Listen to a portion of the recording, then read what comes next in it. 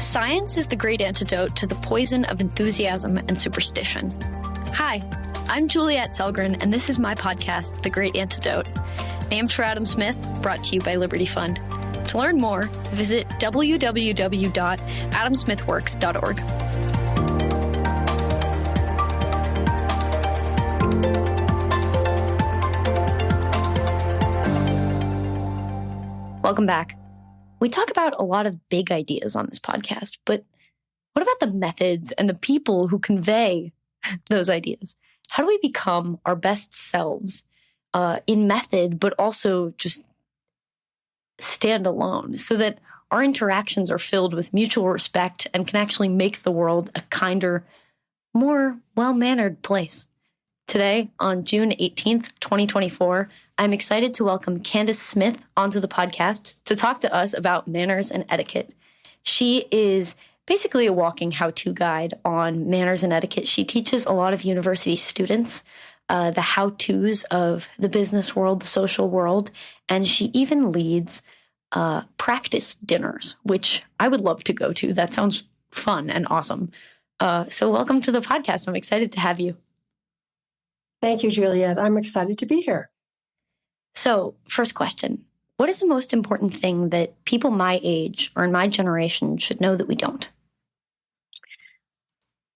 Modifying the question just a little bit. What is the most important thing people your age or in your generation might not know? Does that work better? Yeah. The truthful answer is I really don't know what other people don't know that I do know. Two things, though. Handwritten thank you notes are really good things. Really good things. And the other thing, and I try to teach my grandchildren that, what's it like so I reward them when they send a thank you note. I make a big deal out of it. Thank you for the thank you note. It was lovely, lovely habit. A question that I think is really important to ask, and I don't know that it's not just people, younger people, it's all people. And the question is, what's it like to be on the other side of me? It's very important question. And wherever you are, to have that reflective moment, what's it like right now for other people as they're interacting with me? It's a great game changer. That is a great game changer. I have a question in response to that. Is there ever a time, or maybe not a time, is there an upper bound or like a limit to when that question becomes almost self-indulgent? I think a lot of the time, people my age have this thing, which has existed for longer than my generation, sure, called imposter syndrome. And I remember asking once a great mentor why I was in a certain program, in a certain place. And she looked at me and she was like, Juliette, that's kind of offensive. You're here because we picked you to be here and because you're very capable. What is with your generation and overthinking and assuming? So maybe it is that they're just not fully, they, and I include myself in they, I guess, are not fully asking the question and looking for an answer. So I guess if you look for an answer, maybe that's the solution. But we almost don't restrict that thought, if that makes sense. So is there a point where that becomes too self-indulgent, or are we just not being genuine in the way we ask? So you mean the question, what's it like to be on the other side of me? Yeah, I think we overthink that a little bit too much almost sometimes and don't ask it in the right way or reflect properly, maybe. Sometimes when I ask myself that question, it might be maybe a difficult interaction with my sister, and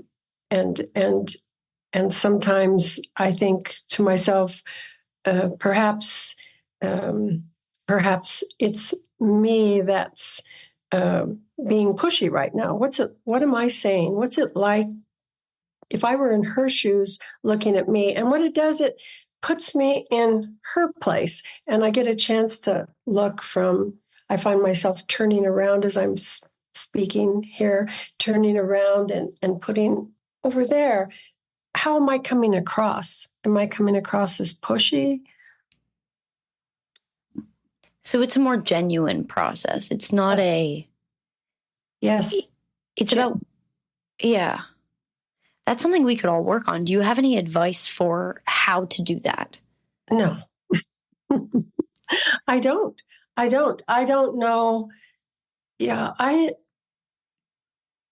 was out earlier today and I was in the grocery store and there was a clerk that was just I was going through the checkout lane and she just seemed so unhappy. And I thought, okay, it's not, I wonder what, yeah, I turned it around. I thought, what's she experiencing right now? She might not be having a good day. I don't know, but I'm going to be extra kind.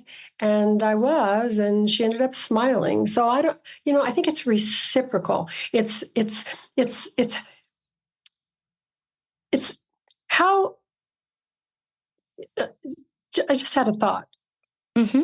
Um, Smithian, the Smithian view of individuals in society is different than the modern way of thinking, which is all actions are motivated by consequences. And the Smithian view, because he wasn't a utilitarian, and we learn to create our rules, and we follow rules. We're rule followers because we want to get along with other people. We want to get along with our neighbors.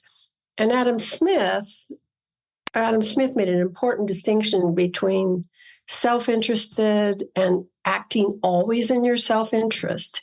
And he pointed out we're all strictly self-interested, but you cannot look mankind in the face and avow that every decision is driven by your self-interest. And I think this is important because it opens up the way for us to become, it makes it easier for us to become rule followers in the way in which Adam Smith, and I'm trying to I can't remember the exact phrase, but he referred to it as self-command, to make judgments about when and where to modify what we're there in our self-interest in order to leave, to live peaceably right then and there with the people we're interacting with and our neighbors. Yeah, I just love Adam Smith. Well, what's funny is as you were speaking, what came to mind was the golden rule, right? Treat others as you would like to be treated. I think there's something more to that sentence than just that. I think it's a little longer, but I can't remember exactly right at this moment. But this is a very Smithian statement, right? Which is funny. I mean, it's beautiful is what it is. But that's what we need. That's, I guess, the context in which we hear and ask you, what is etiquette? Because I think I have an idea of what it means, but what is the actual definition? Well, I don't really like the dictionary. I don't really like the dictionary definition for. What is the Candace Smith definition? Well, I know one thing. It's a countermeasure. It's a countermeasure. It's an antidote for combating abrasive and rude behavior. It's about, and I think it's really all about being a student in the class of how to show up recognizably respectable. That's really what it's about. Etiquette provides social skills for success. It's always about relationships and confidence. Professionalism is rooted in etiquette. Like, how do we do this? When do we do this? What's the protocol for doing this? That's really the when part. We know we need good manners, but what do good manners look like? How do we show up recognizably respectful? So when I talk about being etiquetteful, I talk about that a lot in my blog. To be etiquetteful is to show up respectful, and it varies. Etiquette varies it's relational, it's situational, and it's contextual. So even asking myself, how can I be etiquetteful right now when my first response is to feel negative? How do I release that, give that up? How do I show up etiquetteful? Sometimes it's just with a smile and asking someone how they are and genuinely meaning it. I correct me if I'm wrong, but I think I read on your blog that you have a master's in economics education. Uh-huh. And I guess we talked about this a little bit before, but I'm wondering if it's a happy coincidence. How did economics education intersect with etiquette to get you where you are today? I have a blog on that. I think it's called Etiquette and Economics, and I'll have to go back and read the blog. But when I taught high school, um, and I loved, I taught 10 years first I taught composition, English, speech and debate. I was a debate coach. So I loved coaching the students on how to present themselves. I knew nothing about etiquette. It wasn't connected at all. But being a speech and debate coach, and I you had to know how to think, how to teach people how to do extemporaneous speaking, how to teach debate. So those things absorbed my world. And then it turned out that um, life becomes more complicated, and I had two little children, and that makes it very hard to go in speech meets. Although my students were very good at helping out, but I knew that I needed to change what I was teaching, and my mentor was the economics teacher at the high school at which I taught, and he said, and we taught a course together, man in his universe, and the questions raised by him in the class, it made me think, I want to put my other major to work. And he said to me, the one thing though I would say is that you really need to go back to school if you're going to teach economics, because he was going to retire. He said, but you really need to go to school. So I did. I went to school in the summer to Boulder, and then I did get my master's in economics education. And I loved teaching. I love teaching. So now I'm teaching something I really, really love. And it was such a passion to make sure that the students were prepared for their AP exams, so that we would come to the school and we would have popcorn. But it's really interesting, Juliet, because it wasn't proprietous. It wasn't good propriety. And the principal came to me and said, I understand why you're having the students come an hour before to study for their exams, but you may not pop popcorn in your classroom because other people are coming into the school and they want to know, where's my popcorn? So I had to give that up, but it was the best thing. So etiquette, there's really not an intersection. There's really not. When I stopped teaching high school, I actually had a little education best practices company, and I did a little bit of that with some people out, Chuck Baird, some people out in California that I knew, and so it's not a very concise answer at all, but I don't think there is a connection at all in how I was an economics teacher and so passionate about teaching, except that I do love to coach and teach. I am so energized by it all that it's empowering. I guess maybe that's the connection. Both were empowering things. I loved coaching students because it was really all about them. How do you make them more believe in themselves, and how do you make them care about what they're learning, and finding ways to do that. And I think my blog is my attempt to coach, if you will. This quest for stability in our modern world, whether it's being successful in your work life or in just in your home life. How do you be a really cool, good human being?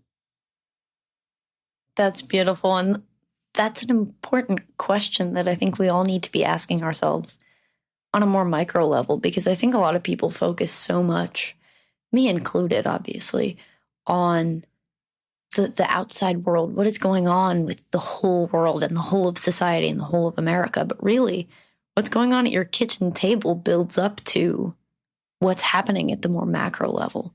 And if you can't go about that kindly and politely, then and you can't show people that you care in those ways, then how is that going to ever translate? Because that's where it starts, I think. Mm-hmm. So, table.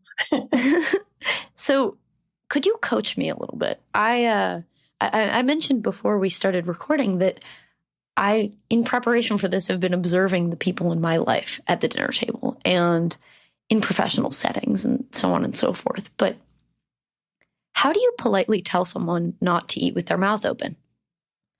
This has been eating away at me. I think there's where the relational, situational, and contextual definition of etiquette, or the sense that it is relational, it is in the context, it is situational. So my question then is, where would you be that the person is doing that? So I guess in this particular example, in my home, so we're good friends, which maybe makes it easier, but anywhere. I mean, how much does it differ? I guess if it's a client or something and you would like to seal the deal, you're not going to say anything. You're just going to ignore it. If you're home and it's with your whoever you are living with, you could ask the person, "May I give you some feedback? I wondering if I could." And the person will be very interested and say, "Of course." And you could say, "Are you aware that when you're excited about the wonderful food you're eating, you sometimes make sounds?" This question actually is a great question, because I was just at a training, and the person asked, when you're with someone and you're at a dinner and they're displaying mouth sounds, because you see, there's nothing worse. And that's one of the things I teach at the etiquette dinners. There is nothing worse than mouth sounds. And I'll say, "What's a mouth sound?" Someone says smacking. Someone says slurping. Someone calls out biting your fork. Someone says swishing in your mouth. There is nothing worse than mouth sounds. Other than maybe the food particles that accompany them. Pardon? Nothing other than maybe the food particles that accompany them. All right. So I guess I got to ask. It's good to know. It's good to know. So can you tell us a bit about why Americans tend to eat so differently than other people? I've noticed a lot of movement. The knife and the fork seem to dance between different sides of the plate. And I was taught by my grandparents, who are American, but in a more European fashion. Even my dad, who was left-handed, had to learn how to eat with his right hand and not switch back and forth. And I'm wondering if you could tell us a bit about why this is a trait that we seem to all have. Not all, but many have. Well, first of all, there are two in knife and fork countries. There are two basic dining styles. One is the 4-step American style, because basically the US is the only place that people do 4-step dining. And it's when you cut, your fork is in your left hand, or if you're a right-hander, so you can. American style is tricky if you're left-hander, right-hander. There's different things you have to do, but let's just do with the right hand. So you've got your fork in your left hand, and you cut with your knife. Then you place your knife at the top of the plate, blade in, because you never have a blade out, regardless of the style. It's kind of an aggressive signal. So you cut, place your knife at the top of the plate, blade in, switch hands, and eat. That's the 4-step. The 2-step is continental style. And continental style is the style that's used in all other knife and fork countries, the basic style. So that's where you hold the knife in the right hand and the forks in the left, and you turn the fork upside down. I mean, you turn it over, you cut, and then you eat with your left hand. The fork goes into your mouth. Cut, eat, cut, eat, cut, eat. And that's just informational. There's not a should to it, but when you're dining as an American, you have to make a decision. Am I going to eat American style, or am I going to eat continental style? And if you switch and you think, you say to yourself, well, I'm more comfortable eating this food, continental style. So then you can begin eating continental style, and no one cares. And as long as you're not making mouth sounds, I think you're good to go. Yeah, it's always been something I'm curious about, but I think as I got older, because I remember being very bothered by this as a younger child, and now I'm less bothered. I'm more tolerant. I guess that's the etiquette maybe baked in. How learnable? As an observer, Juliet? Yeah. An observer. So am I correct in saying that you don't like when somebody doesn't seem to know what tools they're using, or they're hanging their tools off the plate, or is it that, or is it a particular style? I don't think it's the style as much as it's I don't want to call it carelessness, but it's the hanging around, the moving, because things get knocked over more frequently, and I tend to be clumsy, so I minimize movement. Yes. And so the order for me is kind of important, and it sounds like I spend a ton of time thinking about this, and I guess relative to some other things, given that I spend so much time at the table, and we all do as humans who need to eat, I guess. But I'm not I'm not obsessive about this. Just curious, I guess. Yes, for me, given that I'm a talker, and I love being with family and talking, I generally will choose continental style, just because for me it's less complicated and I seem to manage okay. And I like to engage other people in conversation at the table. That's very important. I think oftentimes I'm trying to kind of wrap my head around this idea of learned manners and behaviors that we usually group in as etiquette, and what etiquette truly can be. And I think to you, from the sense I get, what you mean when you talk about etiquette as this kindness, this Smithian sympathy, this understanding of wanting to actually connect and show care for the people around you, to make the world a better place. How is it ever too late to learn etiquette? Does etiquette look a certain way? I know we're talking about specifically like eating styles, but even in terms of networking, for example, does it have to look specific, or can it be more organic? What are kind of the hallmark traits of?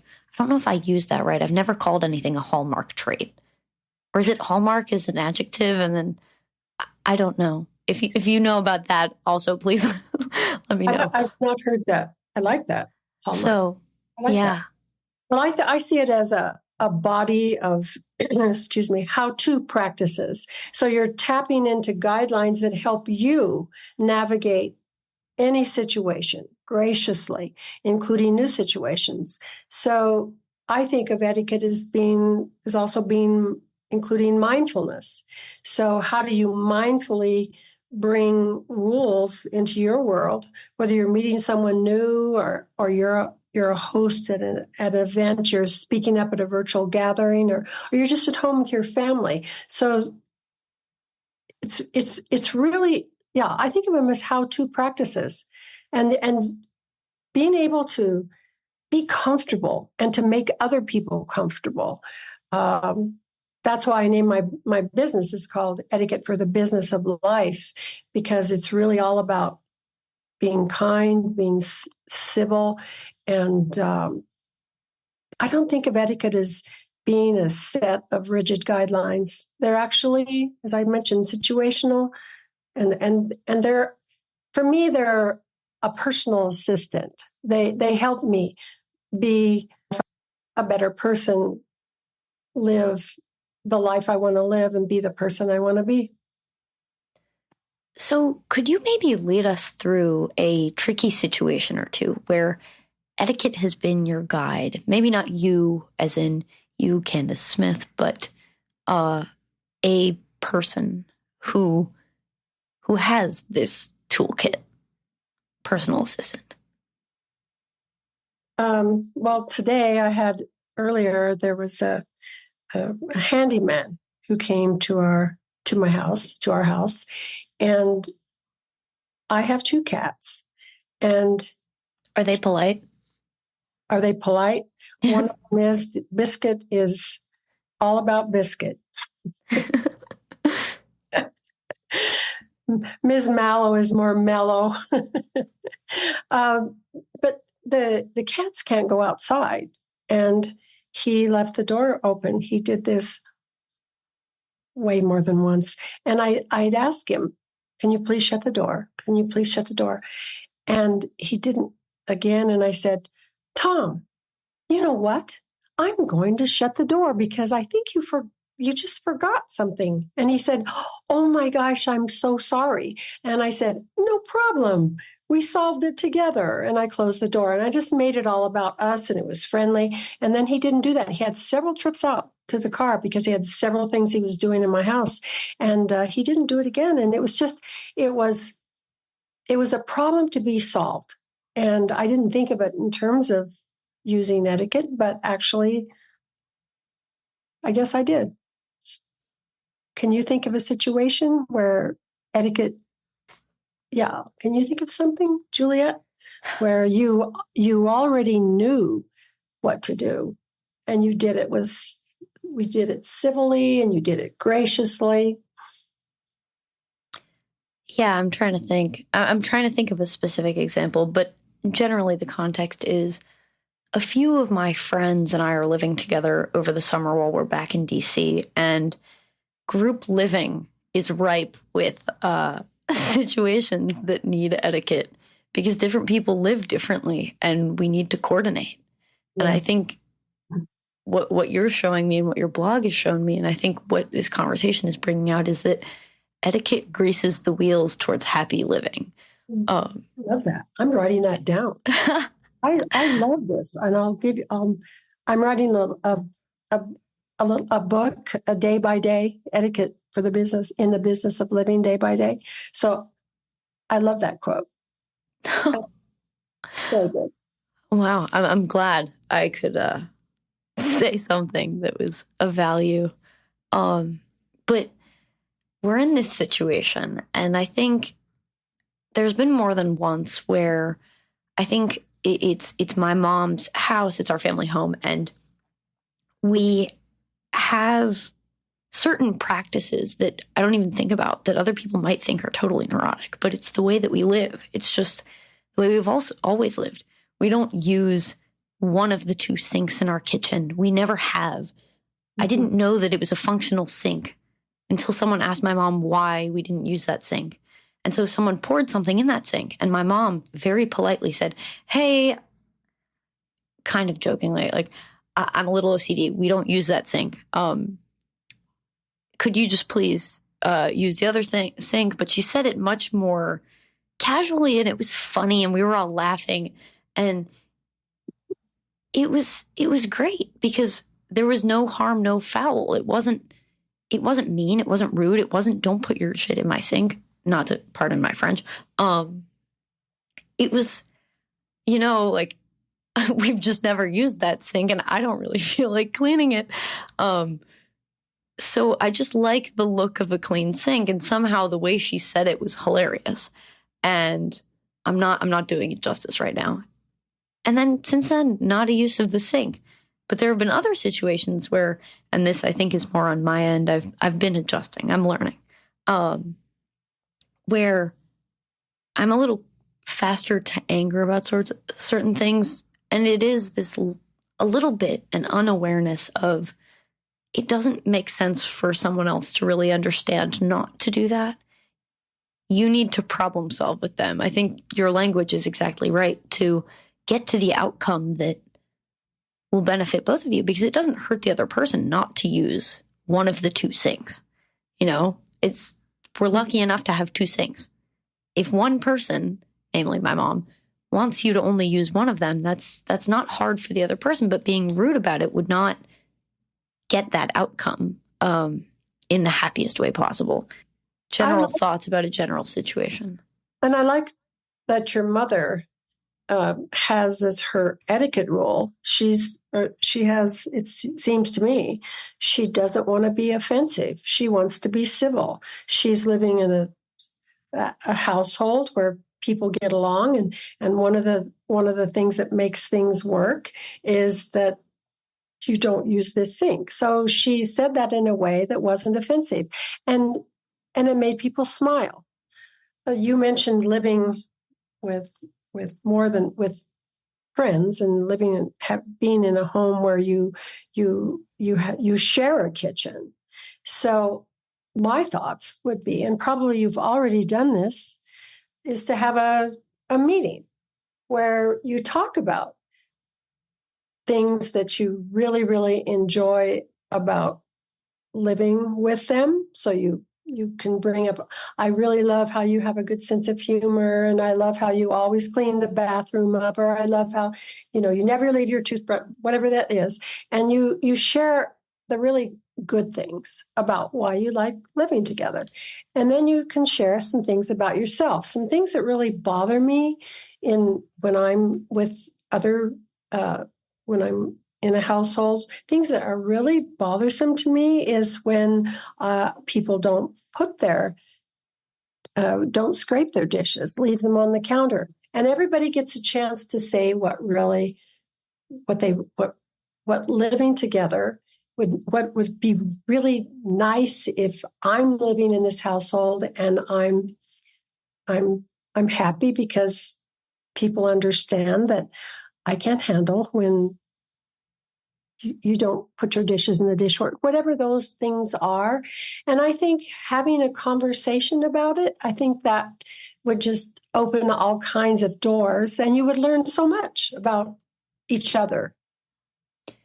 Yes, it sounds productive and like something which I haven't done yet, but I think my mom maybe just laid down some ground rules before everyone moved in. But this all strikes me as very good advice and just good guidelines for certain situations where, especially, relationships are already created. You could have a meeting even moving in with people you don't know, and that would be a great idea, right? But you mentioned to me earlier that you do a lot of training students to be able to network and meet new people.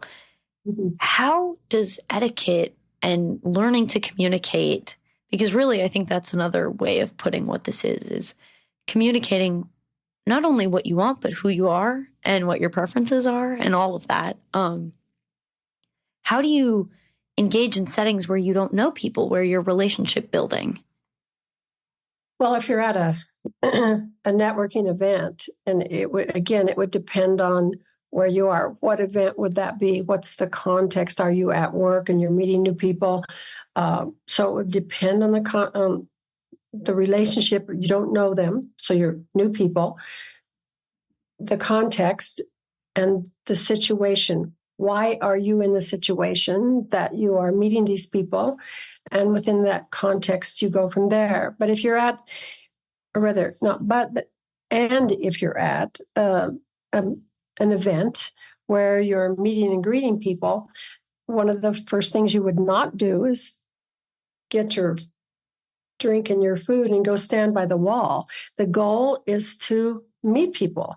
One of the things that I always do myself, it really helps me, and I teach other people to do, is to have, whenever you go somewhere and you're meeting new people, you have a purpose card, and it's your purpose card. You don't take your purpose card out and say, well, my purpose here is to meet 6 new people, or whatever your purpose is.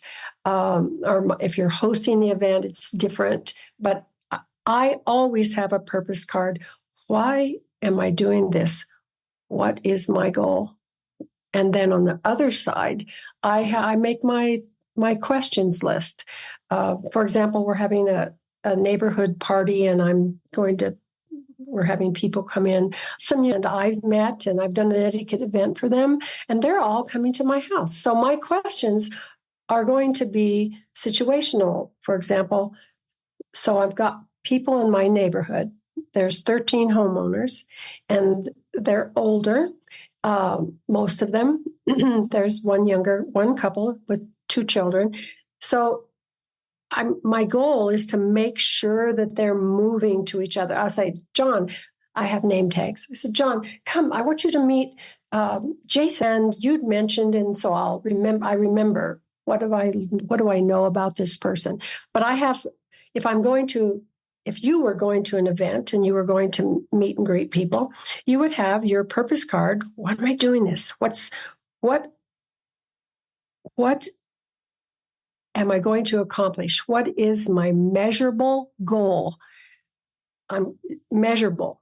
Now I'm going to have a good time. My purpose is to have fun. What's my measurable goal? What am I going to accomplish? So I'll write that goal down. And then so the important thing about this card is that you've written it, and you can tuck it in your pocket, tuck it in the kitchen drawer, wherever if it's your house, tuck it in your handbag, and you know that you've written it and it's in your brain. So I think that really, for me, almost guarantees a successful event, that you have your purpose card and you've got your measurable goal and you've got your questions for this group. So one of the things I'll be doing is trying to figure out questions for the group of these folks that are coming to my house. How do I mix an attorney who works for the university with my next door neighbor? Well, I know something about my next door neighbor, and so my goal is to connect them up so they can have conversation, and then I exit the conversation. A bit long-winded, Juliet. No, but that's great. The one thing I think my return to DC is reminding me of this.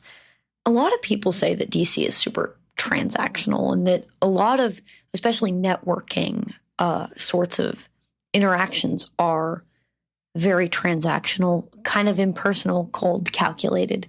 And I really like the idea of having a goal, a purpose for an event, an interaction. But can you maybe give us some examples or important tips so that they don't become transactional? Because at the end of the day, I'm thinking it's still a relational endeavor, right? Yes. And I think it depends. Some people just don't, they dread it. So Mm-hmm. is this more what you're talking about, or it can be a dreaded chore? I think the first thing to do is to, number one, look like you're enjoying yourself. Smile. Go meet some people. And I think doing your homework ahead of time is really important. Like research, why is this event happening? Who's going to come, and what businesses will they represent? Is there a dress code? All this knowledge, this information helps you mentally prepare for the dread. And knowing who might be in attendance, you can research. And you've got your you've got your note card, you've got that in your pocket.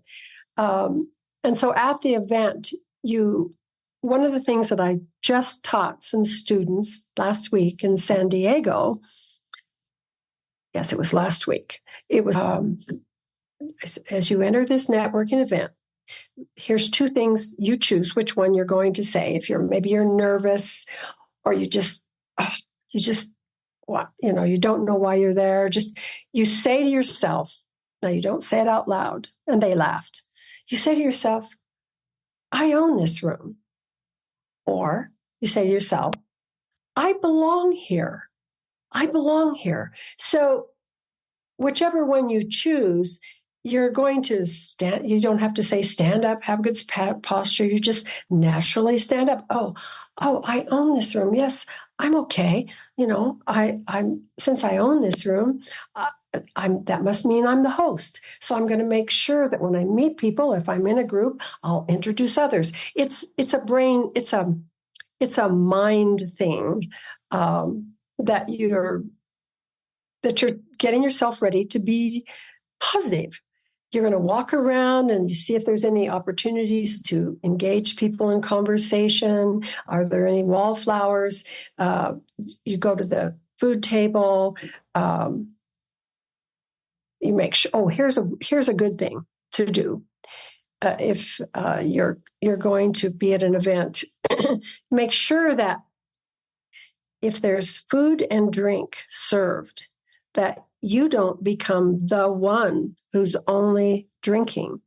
So the rule is, if food and drinks are served, you always have both, because others have both, and they're drinking and they're nibbling, and they're going to be more comfortable, even if you have a plate in your left hand, and you've got your glass, and you've got your napkin. Even if you just have some things on there and you don't even intend to eat any of it because you're going out later for dinner or whatever your reason is, you still have the plate with the food. And your introduction, when you introduce yourself, you're going to get further into conversation, and in the back of your mind, you're thinking, okay, now I have a purpose. I'm here for a reason. What are my goals? And I think that's perfectly fine to go to an event, and maybe you say make it transactional, but you're mingling and you're having a nice conversation. Perhaps you ask them for their business card. So one rule, if you ask someone for a business card, then you make sure that that within a day or two, you've written that person, said it was great meeting you. Thanks a lot. Good luck on your project. And you have furthered the communication. Let's see what else I could say. Okay, when you're at an event, good eye contact is incredible. And when I was in San Diego last week with this student group, one student called out another person, and basically he said, "John, you're talking to me, but you're not. What happens if?" And then he turned it over to me. He says, "So Candace, so if somebody," and he said, "I'm not naming any names," is talking to you and they're looking around and not even looking at you, what do you do? And I said, well, I think you just try to engage them in the conversation. Yeah. So ask me another question, because I think I'm going on and on, Juliet. You're bound to meet some really cool people, and you're And depending on the nature of the event, you might want to follow up. Someone, can I join you on social media? Hey, do you do LinkedIn? Can I might LinkedIn with you. Would you do that? And yeah, I think I just think networking is so much fun to be at. And I used to not think that way. It sounds like you're good at it. Well, I love it, and because I teach it, I'm a coach people on it. I think of myself as a coach. Yeah, I guess I do. I do. When I was, because honestly, Juliet, before I decided to do this, to form a company, and this was back in 2012, I had been out and about in the world with my husband, who'd been awarded an international award and in 2002. And so seriously, our new normal was travel, travel, travel. And I had never, I think I wrote about this somewhere on my website, but I've never actually, I didn't have any certain guidelines. I didn't know how to be. I didn't know what to do. And it got worse and worse. And I told my husband that when you are at a dinner with the president of Chile, it is intimidating. And I didn't know what to do. I didn't know anything about forks, and I didn't know what to do. And it was really stressful. So when I mentioned to my husband, I just don't think I want to travel like this. And he said, well, but we have to, and it's fun. This is what I do. I'm going to travel. And he said, I think you need to do something. And Juliet, the word etiquette came into my mind. I never used that word in my mind. I never used it before. And I went to the internet and I looked up etiquette school, and I came up with the name of a school in Atlanta, Georgia. And I signed up for a week in Atlanta, Georgia at the American School of Protocol. And we didn't stay at the house of the person who hosted it. We stayed in a hotel, and we would come to her house in this class. And so for 1 week, we studied all of this. And I loved it. And then I took another course. I went another week. A couple of weeks later, 3 weeks later, maybe, it was a business etiquette week. And I loved it. It was like food for my soul. And it was shortly after I got home from the second event, and my husband and I had to go to Scotland, and we were at a dignitary's table. And I walked into that room. I looked at the table and I thought, piece of cake. These things matter. And I knew which way to pass the bread. And I noticed that other people at my table, some of them didn't know that, but you just kind of think, oh, so that person doesn't know. So you're extra, I don't know, just it brings out the kindness factor, and you feel so comfortable and so confident, and you feel composed, and it was so enjoyable. And on the way home, I told my husband, I'm going to start a company because this has to be shared. These things do matter. These skills matter. And that's my passion. These things matter. Do you think that if everyone possessed a little more etiquette and dedicated themselves a bit more to learning, that the world would become nicer? I do. How are we going to get them to do that, Juliet? Can we have them vote? I think it has to come from the heart. I don't know if voting and the heart have the most in common. I think people vote from the heart, but I don't think voting from the heart and interacting from the heart are the same. there's an etiquette person, Cynthia Grosso, and she had she does these you can sign up for her excellence, a minute of excellence or something like that. And one thing she said, and it wasn't that long ago, she said, always remember that etiquette is a matter of the heart. And your intention in being there is important. And you ask yourself, now this is Cynthia's question. She said, is my heart right? Is my intent good? And that just gave me goosebumps. Yeah, a little thank you note. Well, and that kind of, if that mindset is had, it becomes a defense mechanism internally against what some people might call transactional, right? The idea of maybe using someone for something else. Not just a LinkedIn, maybe potential future employer, but really just wanting something out of someone. If you come at an interaction with the right purpose from the heart, and you're honest and you reflect and you do your homework, then maybe it prevents us from being, I don't know. So transactional, that's an interesting word. Yeah. I jotted that down. A lot of people my age talk about it. A lot of people in DC, I think it is a newer term for how interactions can go. But it's almost a tangible feeling. Okay. You know when it's a transactional interaction versus not. So you can look someone in the eye and you kind of can tell. You can tell. Well, because you can tell because it's not from the heart. It's not from the heart. Then you can tell it's time to exit the conversation. So that's true. It's time to say, as long as the person you're with, you're not leaving them alone. That's one rule of when you're at an event. You never want to leave anyone alone. So if this transactional person is all by himself and you're say that, so to walk over that way, and then there'll be somebody else there, and then it's easy to let that person go.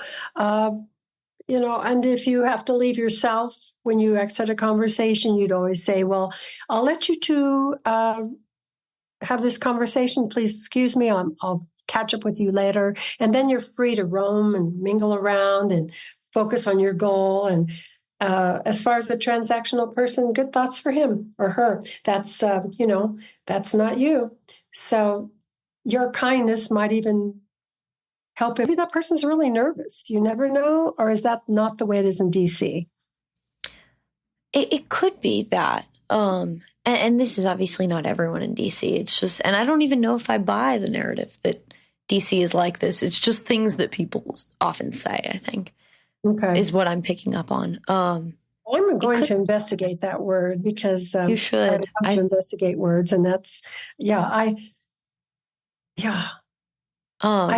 guess because I don't ever feel that something is transactional for me. But no, me neither. You talk about knowing that when you look at someone, that it's really about them and they're not really caring about meeting you. Is that what I'm picking up on? Yeah. And there are people, but I don't see it as a general trend. But I think other people do. And it might just be, honestly, this kind of isolation that extending kindness might remedy. So keep doing what you're doing. I have one last question for you. I could ask you questions for hours. We could talk about spaghetti, but I already watched the video and looked at all the pictures and the walkthrough. I'm no longer afraid to eat spaghetti in public. Listeners, you should check it out as well, because it really is great. So this last question is, what is one thing that you believed at one time in your life that you later changed your position on, and why?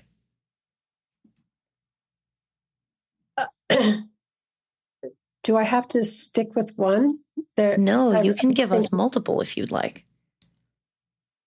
Well, it's embarrassing to say, but when I was younger, I really thought that, and I wasn't aware of it. I wasn't aware of this that I'm aware of now, but I thought that being popular was the most important thing. And it even, it interfered a bit with my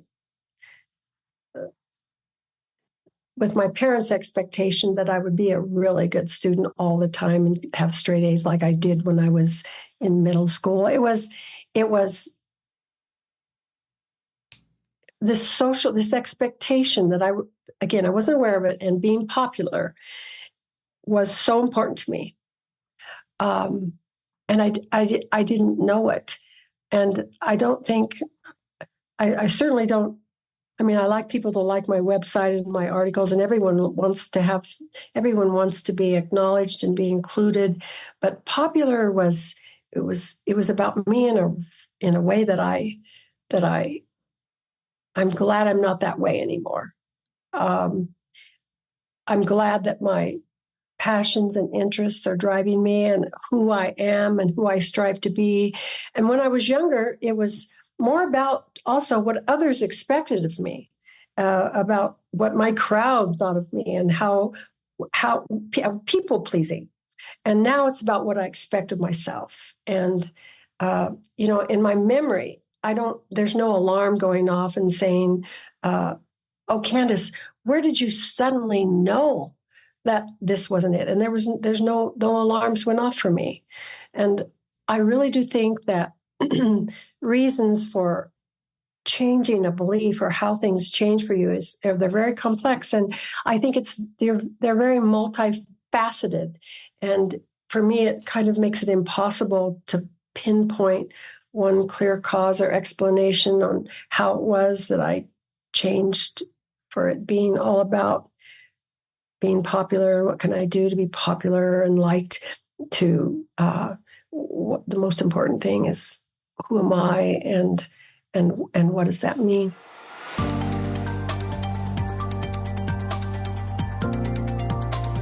Once again, I'd like to thank my guests for their time and insight. I'd also like to thank you for listening to the Great Antidote podcast. It means a lot. The Great Antidote is sound engineered by Rich Goyette. If you have any questions, any guests, or topic recommendations, please feel free to reach out to me at greatantidote@libertyfund.org. Thank you.